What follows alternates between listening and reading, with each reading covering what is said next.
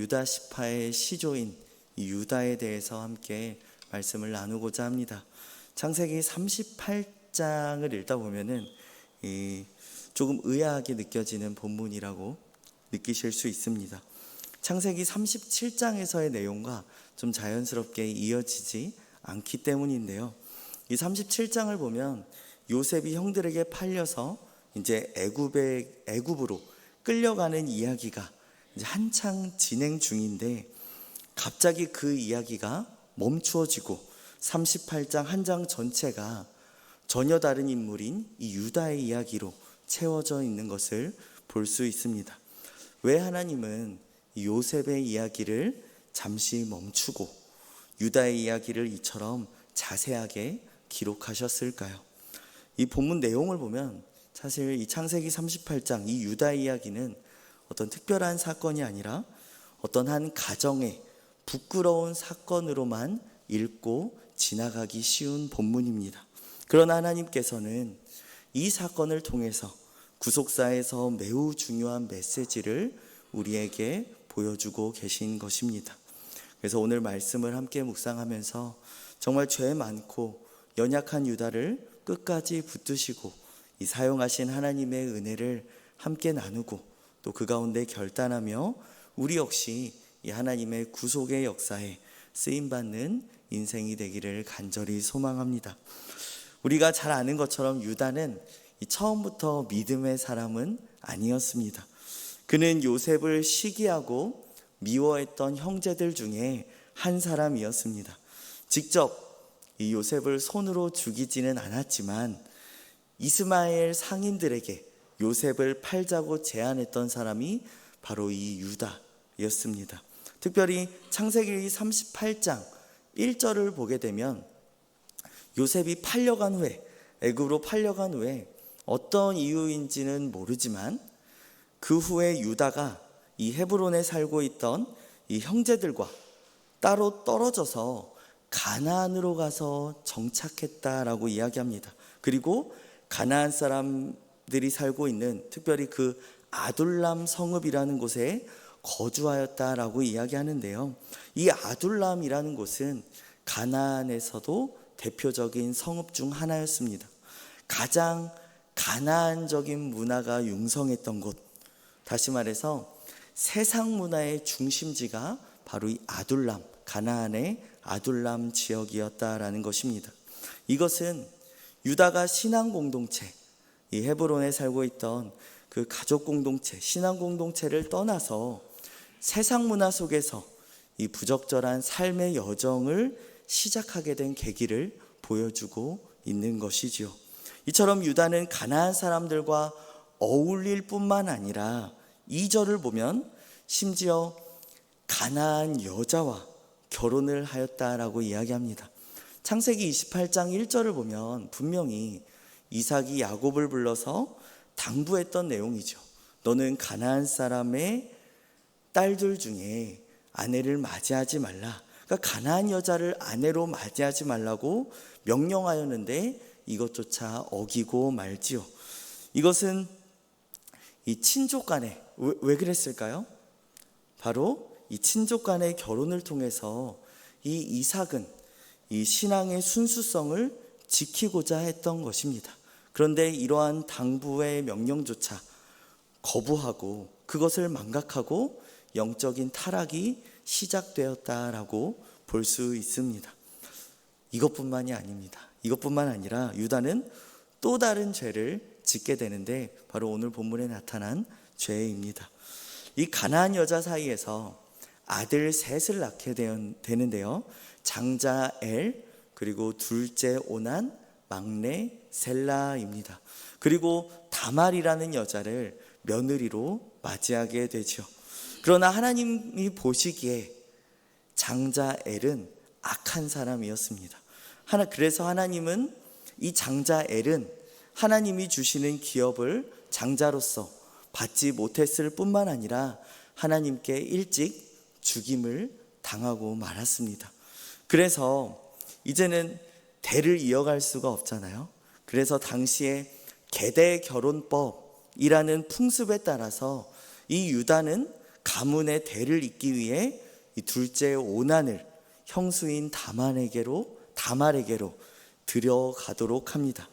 그런데 여기서 또 문제가 발생을 합니다. 이제 둘째 오난이 형을 대신해서 대를 이어야 하는데 이 둘째 아들 오난은 의도적으로 형수가 임신하지 못하도록 거부했던 것입니다. 이건 왜 그랬을까요? 이 당시 맏아들은 다른 형제들보다 2배로 유산을 물려받는 것이 풍습이었죠.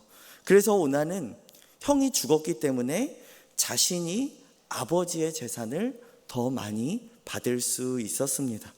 그런데 형수를 통해서 아들이 태어나게 된다면 그 아들에게 장자권이 이어가기 때문에 그가 상속받을 재산, 둘째 오난이 상속받을 재산이 줄어들게 되기 때문에, 그래서 형수가 임신하는 것을 의도적으로 거부했다라고 성경은 이야기하는 것입니다. 즉 오난은 이 재산의 욕심이 있었죠. 이 재산의 욕심으로써 그 의무를 다하지 않고 그것이 하나님 보시기에는 악하였기 때문에 그 역시 형처럼 일찍 죽임을 당했다라고 성경은 이야기하고 있습니다. 이 하나님께서 보시기에 악하였던 이 첫째 엘과 둘째 오난이 죽고 이제 누구만 남았습니까? 마지막 막내 셀라만 남았지요. 형들을 대신해서 이제는 당시 풍습에 따라 이 셀라가 다말을 아내로 맞이해서 이 대를 이어가야 했는데, 이때 유다가 엉뚱한 조치를 취하는 것을 볼 수 있습니다. 우리 38장 11절을 함께 읽겠습니다. 시작. 유다가 그의 며느리 다말에게 이르되 수절하고 내 아버지 집에 있어 내 아들 셀라가 장성하기를 기다리라 하니 셀라도 그 형들같이 죽을까 염려함이라. 다말이 가서 그의 아버지 집에 있으니라. 유다는 셀라가 아직 어리니까, 다말에게 셀라가 아직 어리니까 장성하기까지, 아버지 집에 머물면서 부를 때까지, 내가 셀라가 장성하면 너를 부를 테니까 기다리라 라고 다말을 친정으로 돌려보냅니다. 그런데 이것은 유다의 진심이었습니까? 아니었죠. 속마음은 하나 남은 셀라마저 이 다말이란 여자 때문에 죽을까봐 그녀에게 주기 싫었던 것입니다. 이렇듯 유다는 지금까지 일어난 모든 잘못이, 모든 이 아들에게 일어났던 모든 잘못들이 자신에게 비롯된 것, 또 자기 자녀들에게 비롯된 것이라고 생각하지 않았습니다. 그렇기 때문에 아들 둘이 죽으니까 며느리를 이 남편 잡아먹는 여자 정도로 생각하고서 단지 셋째를 살려야겠다라는 생각에 다말을 친정으로 돌려보내는 조치를 취하게 된 것입니다. 그리고 오랜 세월이 지나게 되었죠. 그는 막내 아들이 이 셀라가 다 컸음에도 역시나 다말을 부르지 않았습니다. 이것이 바로 유다의 영적 타락의 과정이라고 볼 수 있습니다. 유다의 영적 타락의 과정으로 볼 수 있는데, 바로 첫 번째는 신앙의 공동체를 이탈했다는 것, 그리고 두 번째는 세상과 타협하고 또 말씀을 거부하고 이방 여인을 아내로 맞아들였다는 것이죠. 그리고 세 번째는 무엇입니까?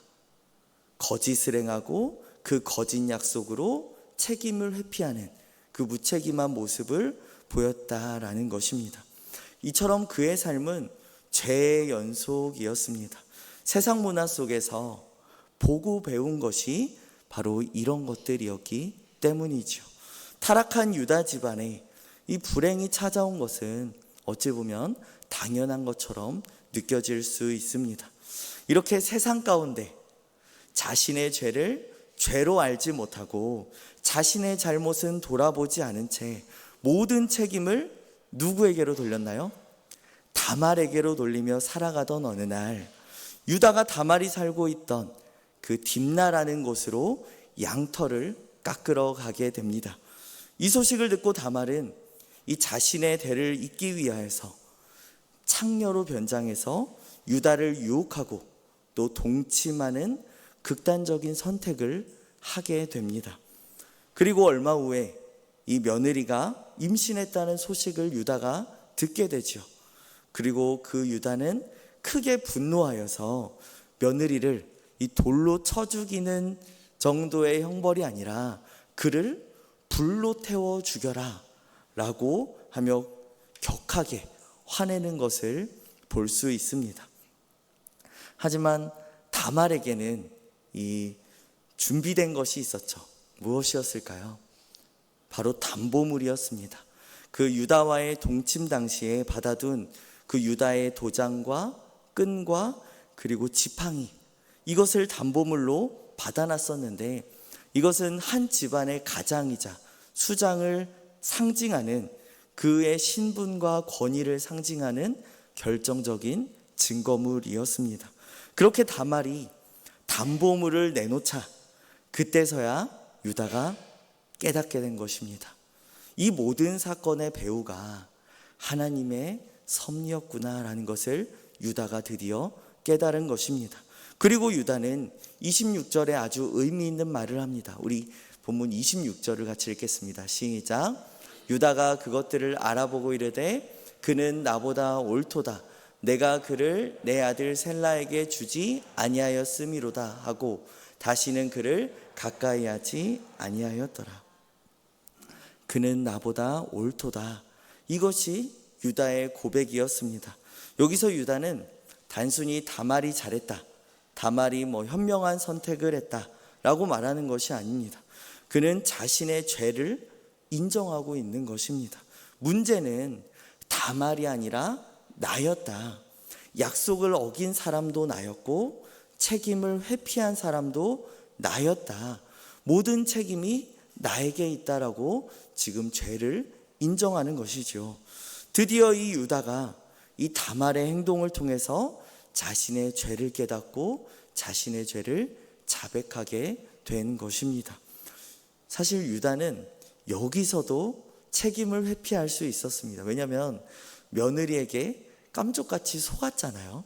그렇기 때문에 유다는 며느리에게, 이 다말이란 여자에게 책임을 물을 수도 있었습니다. 하지만 그는 다말에게 죄를 돌리지 않았다라는 것입니다.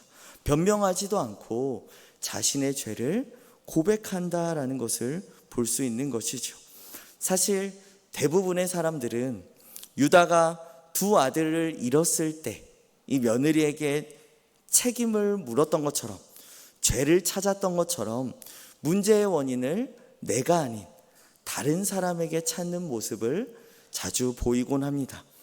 우리도 그렇지 않습니까? 우리가 말씀을 들을 때 어떤 생각을 합니까? 내 죄보다 다른 사람의 모습이 먼저 떠오르기 쉽지 않습니까?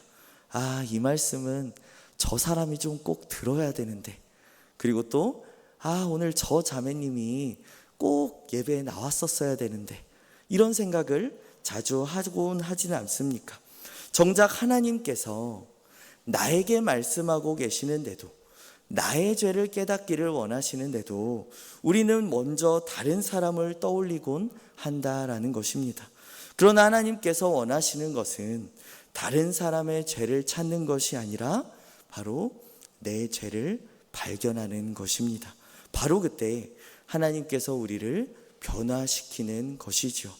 하나님께서는 자신의 죄를 깨닫고 자백하는 것이 얼마나 중요한지 요한일서 1장 9절을 통해서 말씀하십니다. 우리 함께 읽도록 하겠습니다. 시작. 만일 우리가 우리 죄를 자백하면 그는 미쁘시고 의로우사 우리 죄를 사하시며 우리를 모든 불의에서 우리 끗하게 하실 것이요. 하나님께서는 이 죄를 감추는 사람에게가 아니라, 또 죄를 다른 사람에게 돌리는 사람이 아니라 자신의 죄를 인정하고 자백하는 사람에게 용서를 베풀어 주십니다. 유다의 인생이 바뀐 것도 그는 나보다 옳도다 라고 하는 그 한마디의 고백에서부터 시작된 것입니다. 하나님께서는 자신의 죄를 인정하는 사람을 결코 외면하지 않는 것이죠. 여러분, 하나님께서는 오늘도 우리의 시선을 다른 사람이 아니라 우리 자신에게 돌리기를 원하십니다. 저 사람이 문제입니다. 주님, 문제는 저였습니다라는 고백으로 바뀔 때 하나님께서는 그 고백을 한 자에게 회복의 은혜를 베풀어 주시는 것입니다. 그래서 우리 모두 많은 죄를 지으며 살아가죠. 그러나 하나님 앞에 우리의 죄를 숨김없이 토설하고 예수 그리스도의 십자가 앞으로 나아가기만 한다면 하나님께서는 우리의 죄가 진홍같이 붉을지라도 양털같이 희게 씻어줄 줄 믿습니다. 그래서 오늘도 우리의 죄를 깨닫고 담대히 주님 앞에 나아가는 모든 성도님들 되기를 간절히 소망합니다.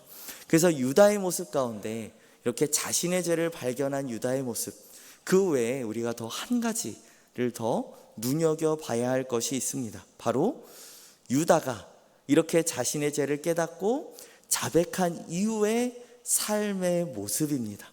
본문 26절 하반절을 보면 우리 빨간 글씨만 읽어볼까요? 시작. 유다가 다시는 그를 가까이 하지 아니하였더라. 다시는 그를 가까이 하지 아니하였다. 그가 누구입니까? 다말이죠.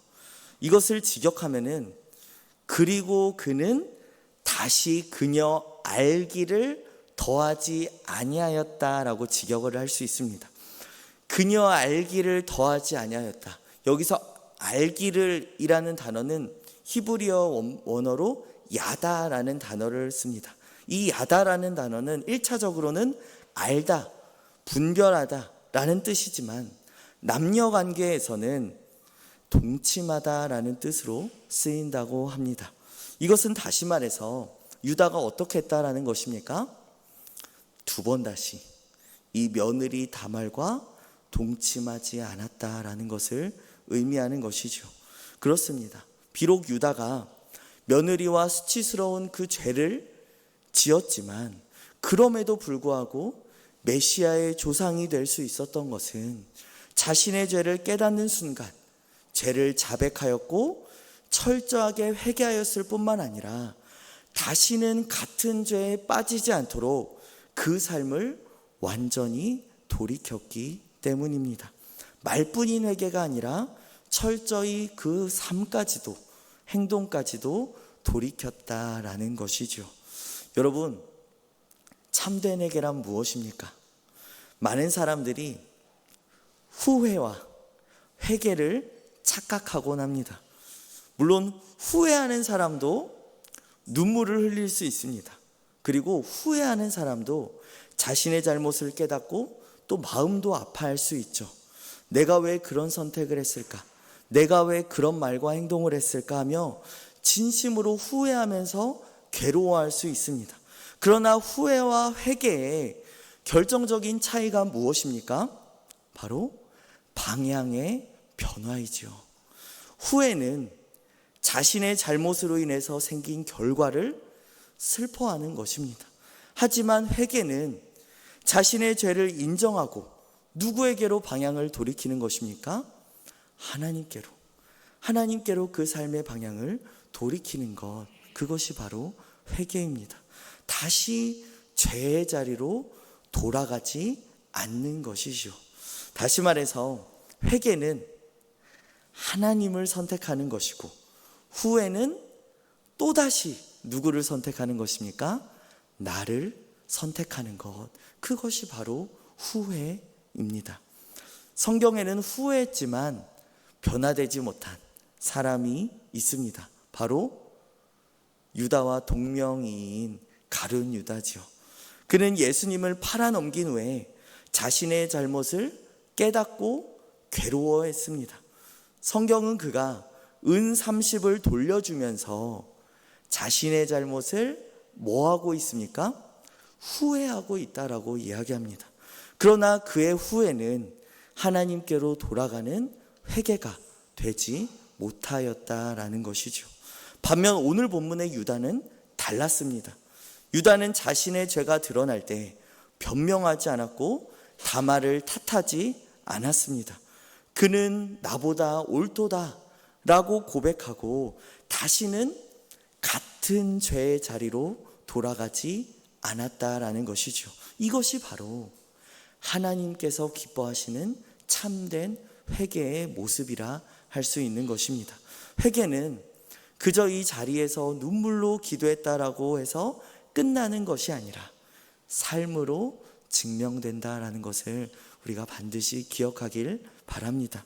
실제로 회개한 유다는 창세기 후반기 44장을 보면 완전히 다른 사람이 되어 있다는 것을 우리는 알 수 있습니다. 훗날 애굽에서 이 막내 베냐민이 이 위기에 처하지 않습니까? 예전에는 동생 요셉을 서슴없이 팔아넘겼던 유다였지만 이제는 요셉 앞에서 뭐라고 고백하고 있습니까? 베냐민을 종으로 삼겠다는 그 요셉 앞에서 차라리 제가 대신 종이 되겠습니다 라고 나서서 이야기하는 사람으로 변화된 유다의 모습을 우리는 발견할 수 있는 것입니다.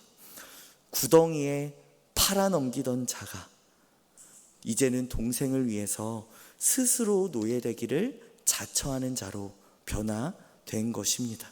이것이 바로 회개의 열매라 할 수 있는 것입니다. 죄를 지었던 자리에서 완전히 방향을 돌려서 하나님께로 향하는 것, 바로 이것이 하나님께서 진정 기뻐하시는 회개라고 할 수 있습니다. 그렇다면 이러한 회개와 가장 밀접하게 연결되어 있는 단어는 무엇일까요? 퀴즈입니다. 회개와 가장 밀접하게 연결되어 있는 단어 무엇일까요? 우리가 아주 익숙하게 사용하는 단어고 찬양의 제목도 있는데요. 바로 부흥입니다. 부흥. 보통 우리가 부흥이라고 하면 무엇을 떠올리십니까? 숫자가 늘어나는 것, 그리고 또 규모가 커지는 것. 오, 교회 많이 부흥했다. 오, 너희 부서 많이 부흥했다. 이렇게 표현하곤 하죠. 그런데 우리는 보통 그렇게 생각하지만 성경이 말하는 부흥은 사실 소생, 다시 살아남이라는 의미로 사용됩니다. 영적으로 둔감해지고 깊이 침체되어 있던 영혼들, 이 죽은 것과 같은 영혼이 다시 살아나게 되는 그 현상, 다시 살아나게 하시고 죄인들을 회심하게 하시는 것, 그것이 바로 부흥이다라고 이야기합니다. 그렇기 때문에 참된 부흥의 핵심은 무엇이라 할 수 있습니까? 바로 영적인 각성이라고 할 수 있습니다. 영적인 각성은 자신의 죄악에 대해서 심히 애통하는 것, 그것이 바로 영적인 각성입니다. 이 영적인 각성이 깊어질수록 부흥의 역사 또한 더욱 깊고 강력해지는 것입니다. 그럼 여기서 성도님들께 한 가지 더 질문을 드리고 싶습니다. 여기 보시면 세 가지 사건이 나오는데요. 남유다의 요시야 왕 시대에 일어났던 신앙개혁의 부흥, 그리고 1907년, 우리가 잘 알고 있죠. 1907년의 평양 대부흥운동, 그리고 또 18세기 영국과 또 영국의 복음주의 부흥과 미국의 대각성운동, 이 시대를 대표하는 부흥운동들이라 할 수 있는데요. 이러한 놀라운 부흥의 역사들이 보여주는 한 가지 공통적인 원리가 무엇일까요? 이 모든 부흥의 역사는 예외 없이 단 한 가지, 진정한 회개에서 시작되었다라는 것입니다. 요시야 왕 당시에 유다는 오랜 기간 우상 숭배와 불순종으로 타락해 있었습니다.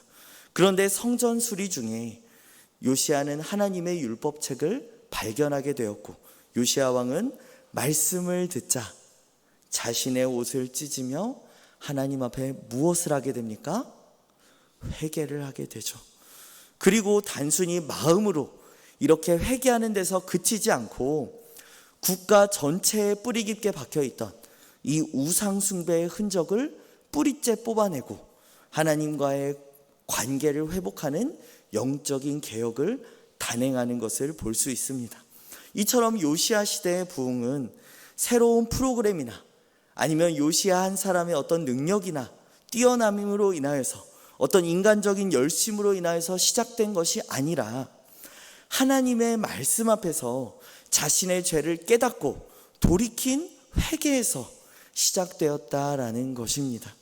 또 1907년 평양대부흥을 우리는 자주 그 부흥의 좋은 본보기로 삼곤 하지요. 이 부흥 역시 철저한 회개에서 시작되었다라는 것을 우리는 쉽게 찾아볼 수 있습니다. 당시 한국교회 성도들은 이 성령의 역사 가운데 자신의 죄를 고백하기 시작하였습니다. 미움과 교만과 거짓과 이 모든 숨겨져 있던 죄악들이 깨달아지고 드러나게 되었고, 많은 성도들이 공개적으로 죄를 고백하고 그 결과 우리 그 교회 안에 이 한국 땅에 영적인 각성과 변화가 일어나게 된 것이지요. 여기서 우리가 중요하게 짚어야 할 것은 이 평양 대부흥 운동이 단순히 감정적인 종교 현상이 아니었다라는 것입니다. 회개 이후에 성도들의 삶이 변화되었고, 그리고 계속적으로 기도 운동과 전도 운동, 또 말씀 중심의 신앙이 더욱 깊어졌음을 우리는 알 수 있습니다. 이와 같이 하나님께서 부흥을 일으키실 때 먼저 누구의 마음을 깨뜨리시는 것입니까? 바로 성도들의 마음을 깨뜨리시고 회개하게 하셨다라는 것을 우리는 기억해야 한다라는 것이죠.